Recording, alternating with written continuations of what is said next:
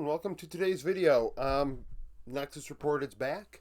If you missed it the last 5 days, if you've really not been following the channel, we did a rookie update where I took all the stats of the rookies and we considered, who are the best performing ones right now.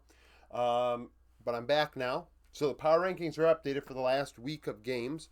We see a big jump for Disguised. A big drop from Disguised because they're no longer listed as a playoff team. Shopify are in that slot now. So Shopify ended up moving up 4 spots, but because they've been so terrible this year in the other stats, they're still 48th. But Disguise went from 26 to 46 because they had a really good winter and statistically aren't terrible. So that is a thing.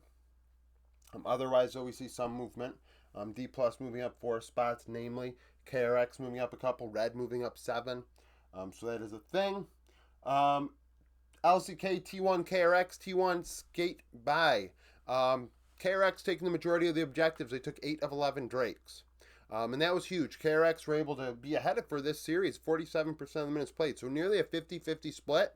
A tight one, top side of the rift going to KRX in terms of gold as well.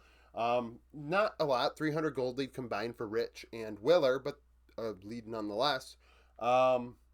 Pays 2 solo 2v2 kills, 20, 5 and 16, 30% of the team's damage. Owner had a solo kill, 73 KP. T1 with their Barons, 5,300 gold of power play. The bot lane duo up 957 gold combined. Faker up 270 himself. Willer 15, 11, 17, 76 KP. Rich had 2 solo kills, 26 damage share. Doran had 1 as well. Lazyfield had a solo also. 2,100 gold for KRX with their Baron in the game that they won. They blew them out. They blew T1 really. They blew them out. It was very one-sided.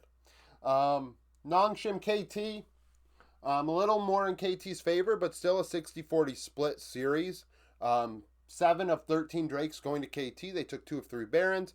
Their Baron in game 2 was huge, like a 9,000 power play. That's massive, obviously. So effort 5-4-32. Fenrir. I did not include him down here because it wasn't an official move. It's kind of weird. I don't know if I really wasn't paying attention to the hoopla pregame or in between games all that much. So I don't really know. More so just watch on mute.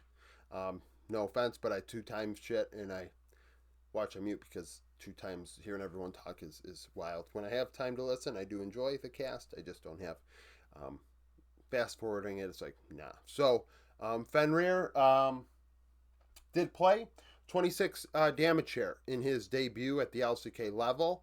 He had a 2v2 kill. Cuz 83 KP in the win, 5,800 gold of power play for KT. As they were ahead everywhere but bot lane. So Nongshim, no surprise. Diablo plus it didn't matter Lahens or Playeta, they were up 931 gold combined in the bot lane duo. However, Perfect 1,233 gold ahead in top lane, 640 gold lead for Cuz, 300 gold lead for BDD. Scout 9619 did not play terribly. Diablo 3 solo 2v2 kills, 27 damage share, 1 a game, so he's doing all he can.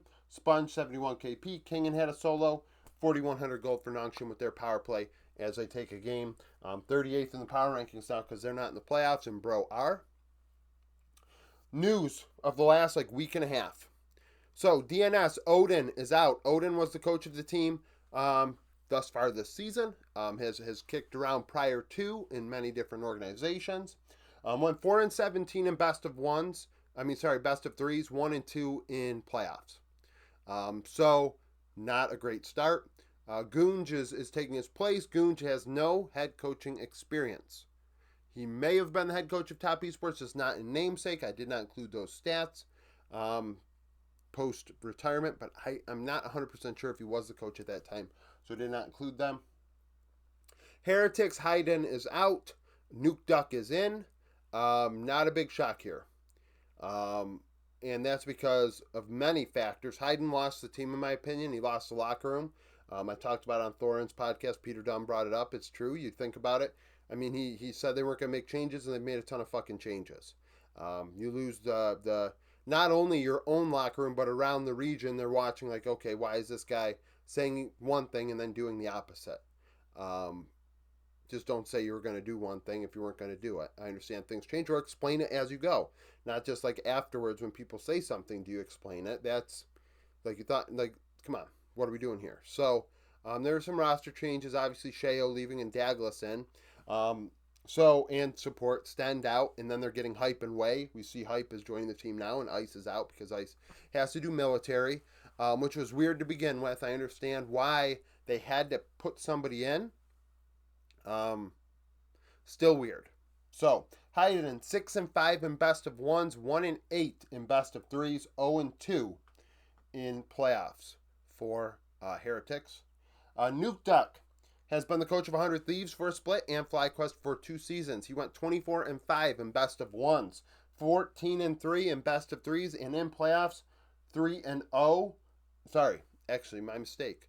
3-0 in best of fives in regular season play. In playoffs, he is 1-1 in best of threes, 11-4 in best of fives. And then internationally, 4-4 in best of ones, 2-3 in best of threes, and 1-3 in best of fives. So a little more experience here. We'll see how he does with the team with one split left. Ice is out. Hype is in. A big change here. It's hard to really consider Ice's stats when he's literally just counting his days to having to do military service. So he died quite a lot. He wasn't all that involved. Farmed pretty good. 1.38 ROI, though, and a 0.4 share differential is very bad. That is no damage from your AD carry, the person you're giving the most gold to, so that's ugly. Went even at 15 minutes. Now, Hype coming in, very high kill gold share. So, 6.5 KDA, 66 KP, 10.4 CS per minute. I'm not shocked. Dominating a lower level of play. He played with Bro for all of last season, pretty much. Bull played sparingly. A player with KT coming up in Challengers that was expected to do very well at the LCK level. He played it with Bro. Bro obviously are a disaster. Finally seeing some decency in the first time in God knows how long. So he went to ERLs and now is on Heretics.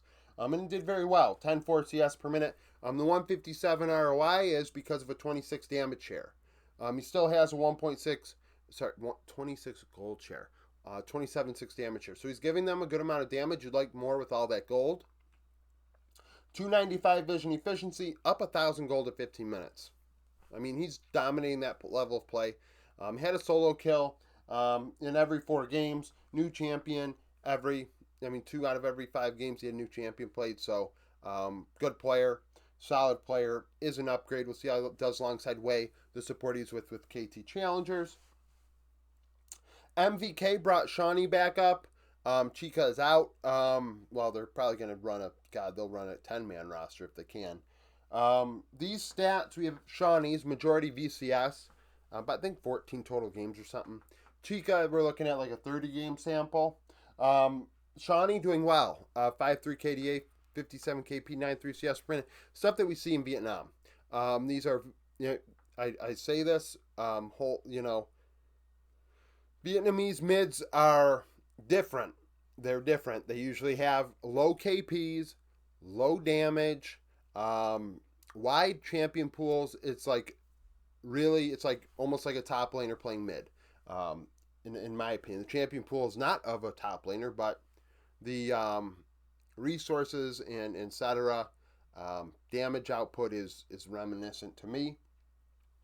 But he had a 168 ROI, 3.8 share differential, so is a decent player at the VCS level. 318 gold ahead, 500 XP ahead, so he is earning the right to promote. 2 solo kills every 5 games, a new champion every other game or so, 8 and 14 or whatever. Now, Chica played with DRX last season in Academy. And that is notable because he and Lazyfield both got that opportunity. Vietnamese players importing into LCK, and frankly, anybody going to LCK as an import is a feat upon itself. Now, Chica's stat line is interesting because we see an 8.4 CS per minute, higher level of play than Shawnee, so keep that in mind. But this 176 ROI, 4.6 share differential, his gold share is below 20%, and that is, I honestly don't think I've seen a 20% or less gold share at the tier 1 level in the mid lane role. That is extremely low. So, very weird. Maybe that's a result of farm. Maybe that's a result of just not getting gold in the late game and giving it to Shogun or whoever. Shogun ain't even there anymore. It's Harky. But regardless, essentially that's kind of the vibe. And wasn't behind all that much, only 100 gold at 15 minutes, which makes me think the mid to late game is just giving away gold. Solo kill every other game, one new champion every other game. We'll see how they do for the rest of the season. EDG Sinian's brought up. I don't know why I put Simeon. It's Sinian. This stat line here is from 2025. He played 10 games that we have proof. They have, LPL doesn't give us all the stats. LDL, you might as well be just grasping at straws. The fact that I got 10 games with KDA, KP, damage divided by gold off of Leaguepedia as a feat amongst itself. I don't know how well he's doing this year prior to getting this opportunity, but this stat line wasn't great. Now, Angel isn't terrible, so I don't know if this is just a long play, kind of just like seeing what they got. Angel is solid. I don't think that he's necessarily the problem. 4-3 KDA, 69 KP, 9-4 CS per minute, produces at a 163 ROI, 4-5 share differential actually.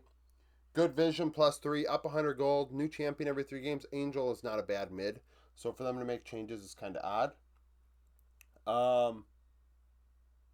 But competition is competition. When your team is well, I have them 32nd. They're one of the better teams in the lower group of the LPL, but still,